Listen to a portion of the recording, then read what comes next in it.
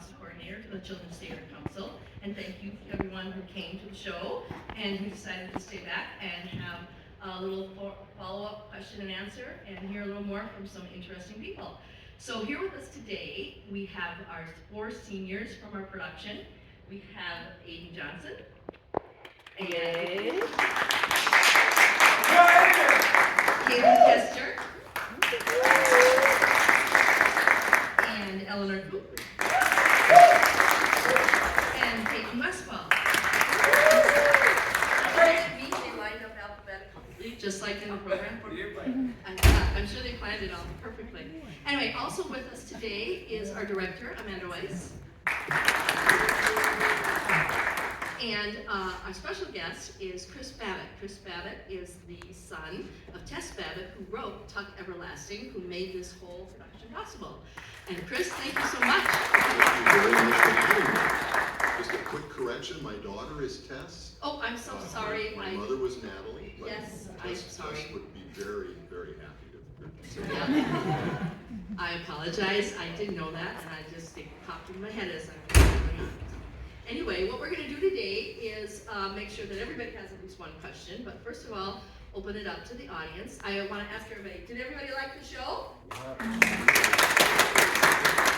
It was a fabulous production. We were all really thrilled with this production. And for those who don't know, in addition to having the 12 shows that the kids did, we also did 2 student matinee days.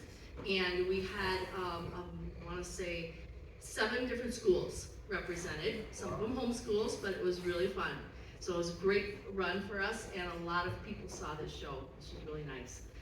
So we're going to start out with Chris and ask him to give us a little bit of information. Chris was also in a interview on Western Wisconsin Journal, and he had, some of you may have seen that, but I think he's going to fill us in a little bit more. I heard him say just a few minutes ago that he really enjoyed the production. Maybe you could tell us a little bit about what you thought about this production and some things that you might have noticed that you particularly liked. Thank you. Oh, absolutely, Ellen. I thought the production was terrific. This was my second time seeing the show today. I was here Friday night. I know that this is not an easy show. That this is a more complex story to tell with a lot of layers. The songs are challenging, as you all know. I thought the cast did a great job with it, honestly. I thought it was very, very good. You know, I've been very privileged to be Natalie's son in a lot of ways, and as many of you know, the book morphed into a film and then later on into the Broadway musical that opened in April of 2016. And obviously this is not Broadway, but you know, you can see Broadway here. Honestly, I hope that some of you will continue to act and to sing and to think about getting into a broader area like something like that. But I thought it was very, very good. I couldn't have been happier. Thank you very much, Chris. Just a great job. Yeah, it was. I thought overall this was just a beautiful story, and the team and the direction all conveyed it really, really well. It was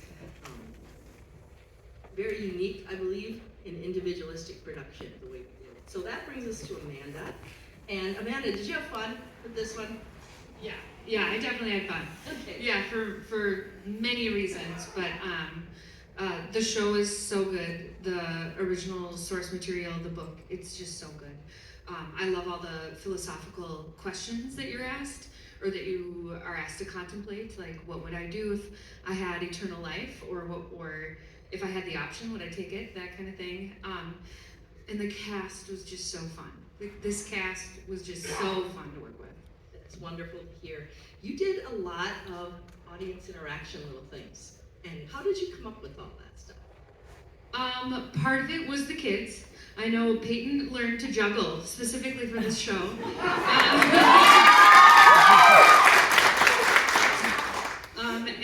Yeah, that was really cool to see.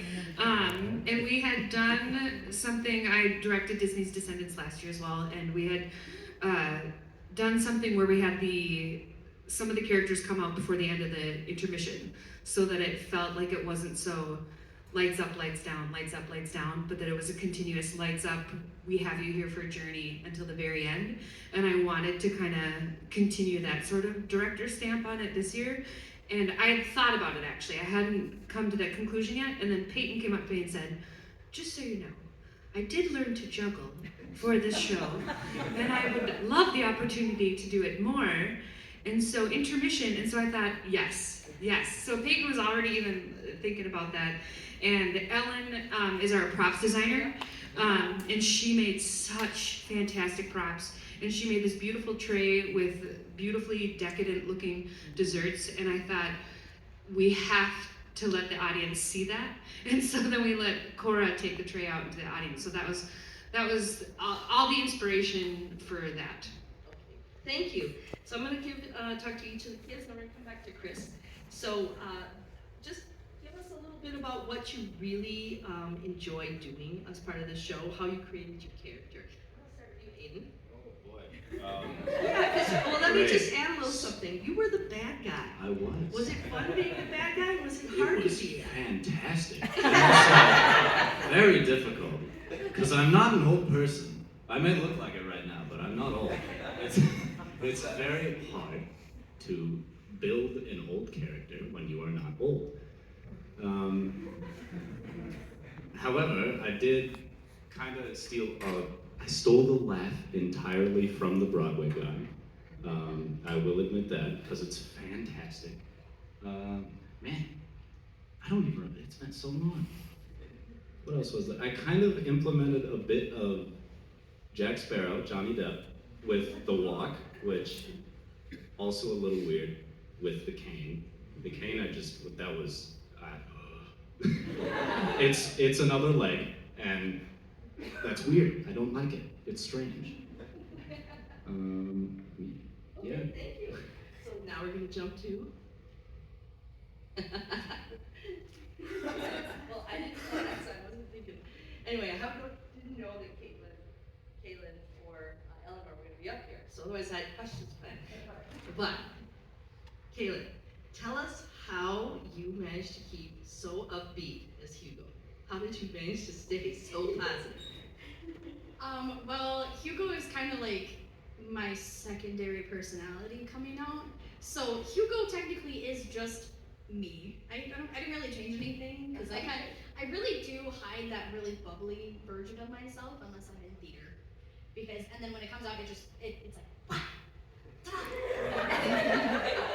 so that's kind of really how I did Hugo. It's also a lot of like the people that I surround myself with here, they really helped me bring out that Hugo, because we're cracking jokes constantly during rehearsal. We're making fun, like fun jokes about each other's characters. So it's. But yeah, so Hugo is just like the theater side of me. I didn't really change anything. Thank you. So Eleanor, how did you like being May, and what did you find challenging? I mean, I love being May, and I think so much of her character is me. She's very maternal, and I loved like the journey that she took between her relationships with her husband and her children. For difficulties, yeah, I think there was a balance between like making her super maternal and also recognizing the struggles that she had gone through for 100 years as well, and trying to like also bring that out, and like she isn't just this always happy person. Like you can bring some of that sadness or like the heartache that she has like with her relationships and like everything she's gone through. So I think throughout the journey of rehearsals, it was kind of like trying to make a balance between that and also showing just the love that she had for her family and how much she really valued the time that she does have. And you know, she even says in the story to Tux, like balancing and figuring out if this was a blessing or a curse. I think that's something that May really struggles with, but she, you know, takes it one step at a time and like just really appreciates all the time that she does have. So yeah. Thank you. So Peyton, you have to play 4 different characters. You're a clown, you're a barker, you're a townsperson, and you're a son-in-law. So how did you handle all the costume changes and trying to flip around all the time? I don't know. The character just comes through the costume. I just stole the costume on, and then I just became the clown, and then my clown is just my personality, but way more over the top, just more energetic, more fun. And then when I went to the Barker character, the audience, that just brings me into the feel. And then sometimes I'll see my friends like, oh, or, I can't do the character right now with the voice. I don't know, I need to be in character for most of those costs, or the characters, just the feel of vibe, and it's just fun. And then being the town person, I don't know, just been myself, just be more relaxed. And then the son-in-law, just, fun fact, one play I did was Ole and Lena's wedding, and I was Ole, so I got married a couple times, so I had some experience getting married. I still remember my Ole joke. Would you guys like to hear it? Well, when all the guys were still in college, we got bored one time. So Ann B and Lefty Beckson and Pete Peterson and Bud, we worked on that darn thing for a long time. Finally we got done, so we showed it to this girl we knew. I think her name was Dolores. She said, how long did it take you to finish that jigsaw puzzle? I said 51 days. She said 51 days. Why did it take you 51 days? I said, I don't know, but we're pretty proud of ourselves. The instructions on the box said 3 to 5 years.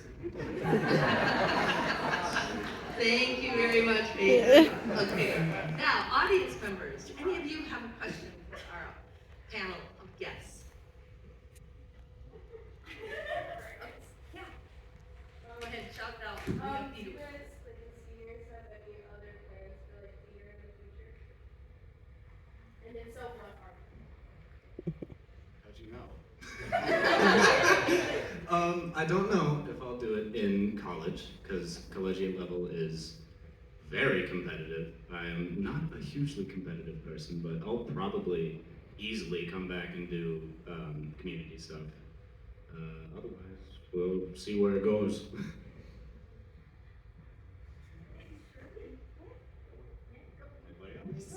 I will continue doing theater outside of school. My next audition is I'm planning to audition for the Dinner Detective Murder Mystery in Minneapolis, so I'm super excited for. And I'm also going to be doing shows at the Art Barn. It's a community theater up in Osceola. I've done 3 shows there last summer. They're super fun. The community there is always fun. I would recommend it. It's free. It's one of the best experiences. Kayla's also done some shows there before. Recommend it. Yeah, I'm graduating in May, and I plan on attending University of Mary in Bismarck. It took me a while to decide if I wanted to continue theater, so I'm doing a double major in media communications and dramatic art, so I'm kind of bringing the business side. And I think it is a good pair with a dramatic or a theater major, so whether I implement that into my career, I'm not sure, but I will definitely continue loving theater and, being a part of it, so. Do you have any questions for our other panel members? Oh, really? Who's that? I jumped all the way over. We're all good.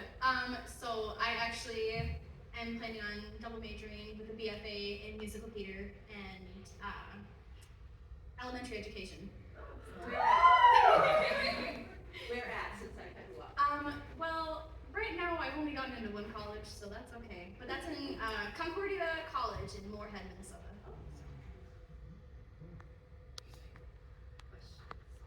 Well, I have another one for Chris, and I know we don't have a ton of time here because strike has to continue, and these guys have a lot of cleanup to do. So, Chris, in your various conversations and with Bobby and on other ones, you talked a little bit about how you have been used as a character, and your mom put your whole family in a lot of your books. Do you see any of those people in your family members or other acquaintances in the characters in Tuck? A great question, Ellen. My wife and I were just talking about this the other day.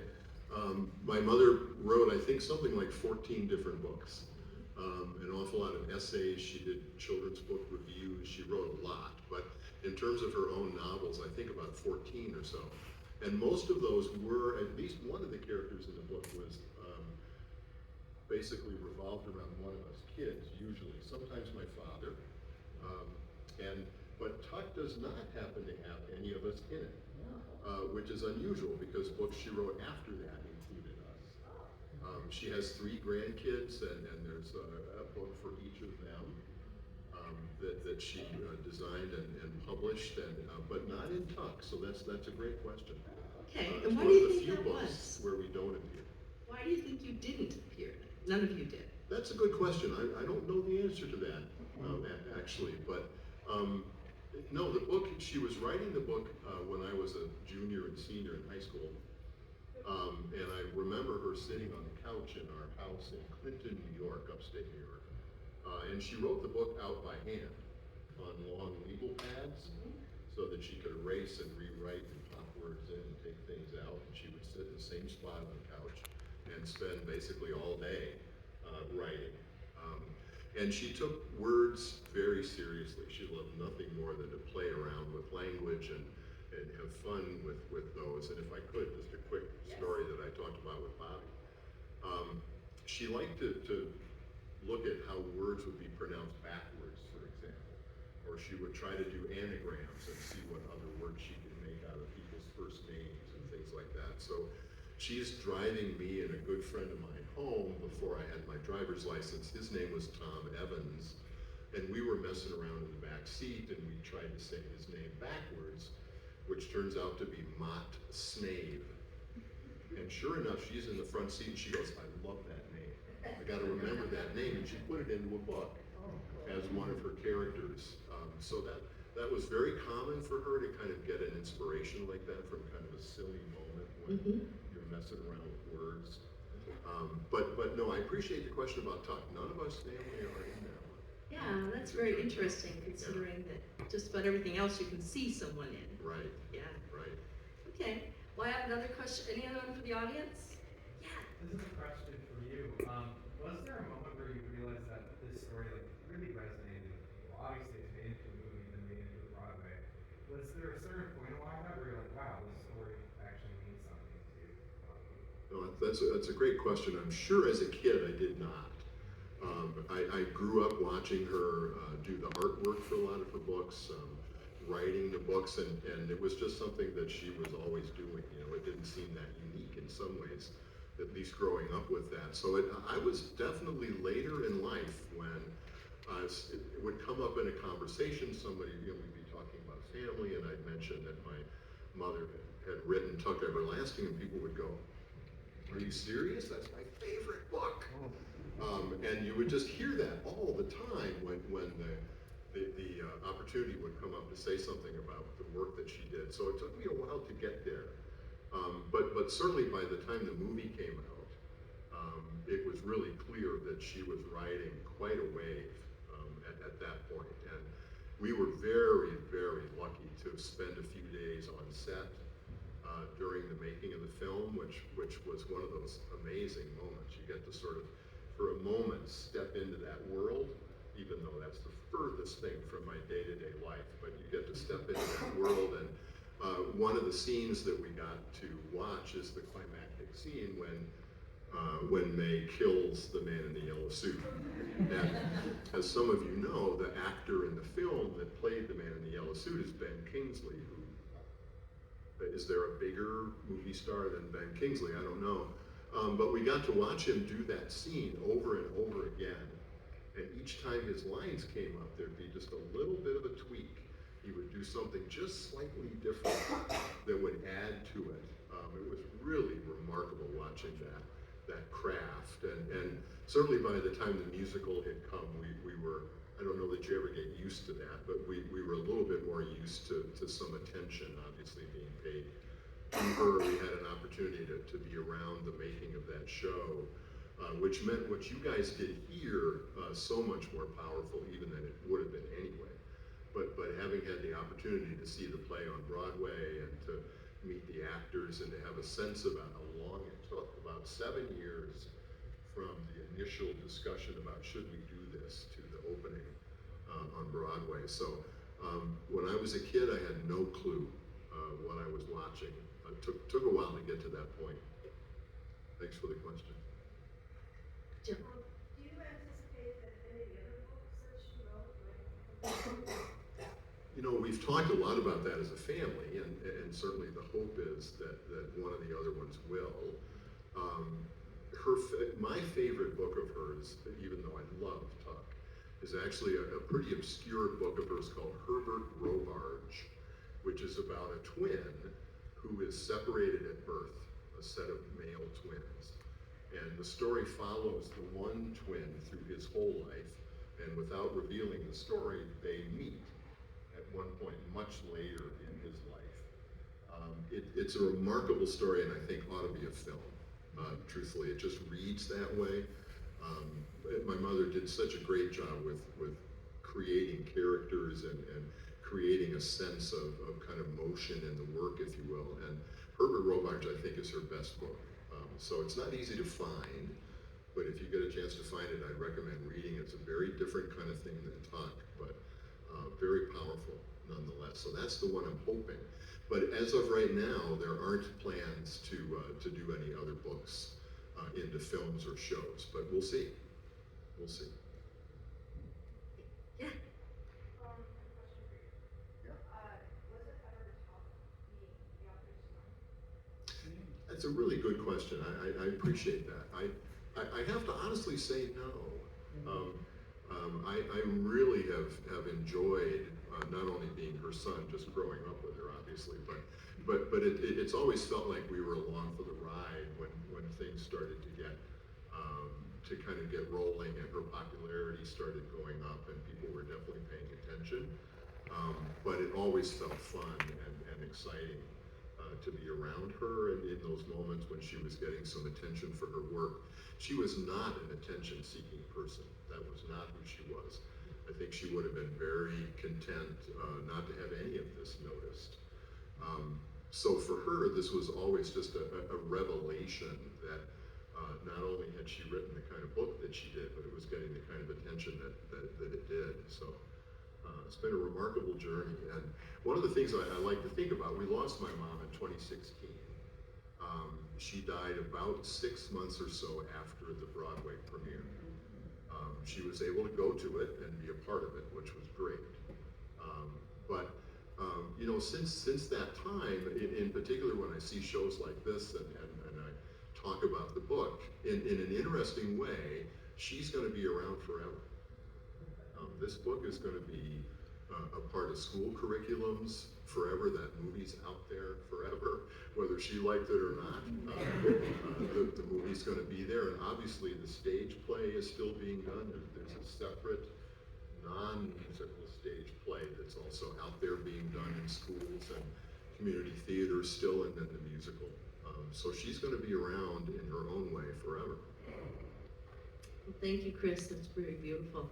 Although I do wonder, I had read a couple reviews of your mom's book right after it came out, and most of them talked about how she was just a master of dialogue and putting words together and creating pictures, and they were just beautiful. And I can't help but think that while you were going to school, and if she might have read some of your papers, she might not have had a little criticism there.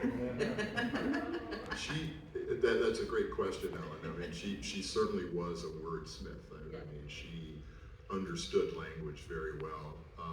But interestingly, she was not very critical of the writing that we did as students. Okay. She pretty much was hands-off about that.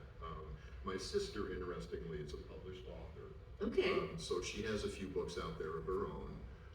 But my mother was always pretty hands-off on that. So, yeah. Great to hear. So I'm going to ask one more time if there's any questions from the audience. And then I actually have, oh, there we go.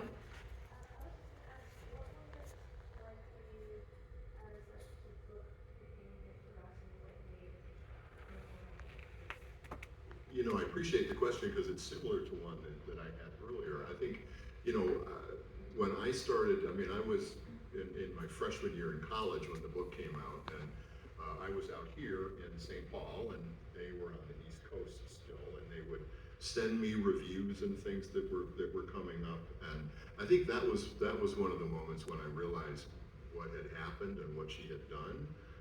When you get rave reviews from the New York Times and from Hornbook, which is a children's book focused magazine that has been out there for a long time, when those reviews came out, it was like, wow, people really like this. You know, this has made a clear impact. Remarkable time for sure. Anyone? Oh, there we go. Yeah.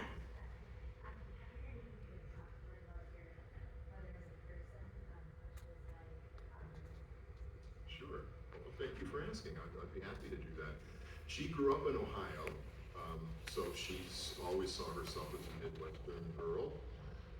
Although she married my dad, who was as East Coast as one can get, so kind of an interesting combination there.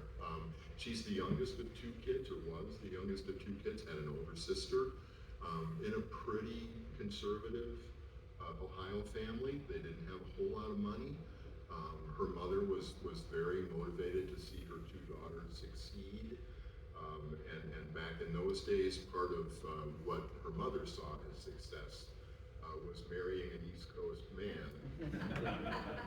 We could talk a long time about that. But my mother was very self-deprecating. She didn't have much of an ego. She tended to be the first one to be critical of herself, to openly say she wasn't happy with something she was working on or something like that. But she was really an artist at heart. That's really what she did. That was her undergraduate degree, was in art, and she has illustrated all of her books. She did the original cover for Tuck, which was actually a little cabin in upstate New York that our family owned for a while, on a beautiful pond. The artwork is really what pulled me in as a little kid in particular, watching her sit at an easel with these incredibly fine point pens that she found that you could practically cut yourself on. I mean, they were really, really fine point. And I was always amazed watching her sit with a blank piece of paper and then a few moments later having produced a picture of the Tuck cabin or whatever it might be. But I think she was, in her own way, very humble, very, very quick to find fault in her own work. And an interesting woman in a lot of ways. I don't think she necessarily advertised how smart she was. I think that's partly generational to some degree. I don't think there was, or at least she didn't think there was a lot of room for her to kind of show her stuff, if you will. She was very supportive of my dad and his career. We moved around a lot as little kids following my dad's career ascension. On the other hand, she was very much in support of women's liberation, which was what we called it back then, and she understood, in part based on her own life, but in part on friends and others, that she needed to do something of her own. Interestingly, the first book that she did, my father actually wrote, and she illustrated it. It's an old book called The 49th Magician, which in a nutshell is about a king who has an aging magician in his court, and when the magician passes away, he starts a contest to see who's going to be the new court magician. And the 49th person to try out for that role is a young man who takes the king out of the castle, and they go and build a water wheel in a stream nearby, and the king relaxes and takes his shoes off, and before he knows it, somebody is running from the castle and saying, "Sir, you're late for the ceremony," and all of this. And of course, the message is the passage of time and how it seems to go by like that when you're enjoying yourself. But after my dad's career went in its own direction, she started to write. So it wasn't something that she did through high school and college. It was something she came to much later on. But a remarkable woman, very supportive, very positive, very warm, and loved her work. She loved writing and painting and drawing, I think, more than just about anything. Yeah, thank you. Well, I think we're almost out of time, but I would like to ask Amanda one last question. So if we can give her a mic, thank you. And Amanda, I heard you say a little while ago that you just love the Phipps and you love working here. Can you tell us a little bit about how working here at the Phipps is different from other places you've been and what you particularly like about it? Because we always want to toot our own horn a little bit. Yeah, I'm being very honest when I say I really love working at the Phipps. This is my second show. I just find the community and the building and the people who work here so supportive, and also very professional and knowledgeable. So that's two things that I don't always get when I've worked elsewhere. I can get a lot of support, which is fantastic. I can get a lot of knowledge, which is great, but I don't always get both at the same time with the people I work with. So that's been really awesome. It's it's so great to come in and to